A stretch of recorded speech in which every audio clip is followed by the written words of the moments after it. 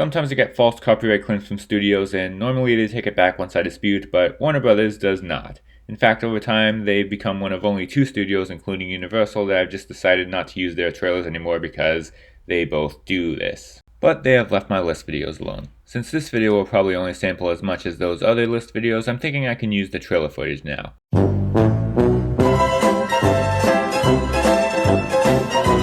Well, I still did more for Warner Brothers than most people, so maybe they should show some respect and leave this video alone. That's it. If that's how you treat your supporters, I'm not even gonna care about you bombing. You lost my support. You're too much of an evil corporation now. So let's talk about Disney.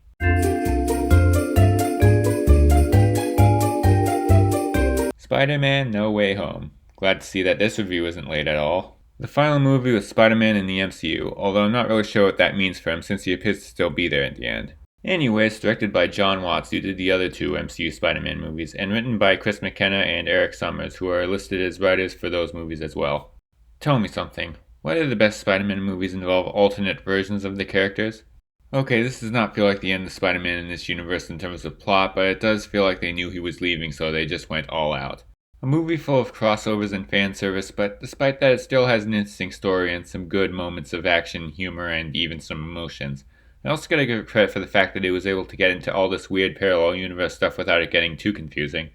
Some downsides, it's definitely a little fanservice-y. I mean in terms of references and crossovers, not that kind of fanservice. Unfortunately. But if you can get past that, it's a very good movie. That's all I really have to say since, well, it's been a while since I've seen it and everything that could be said about this movie has probably already been said by now. Please let me take my hand. There is no way back from here.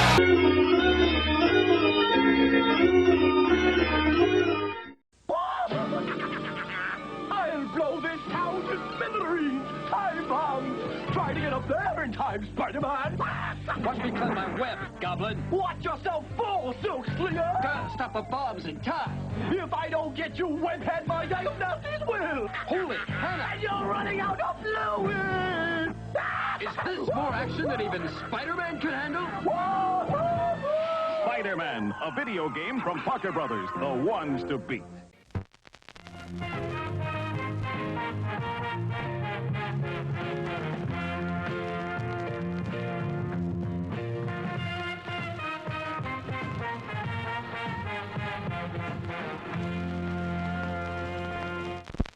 Alright, so I don't have Apple TV Plus, but I was able to see the Tragedy of Macbeth in the theater near me. Since it only hit the streaming service last weekend, I think now would be the best time to talk about it.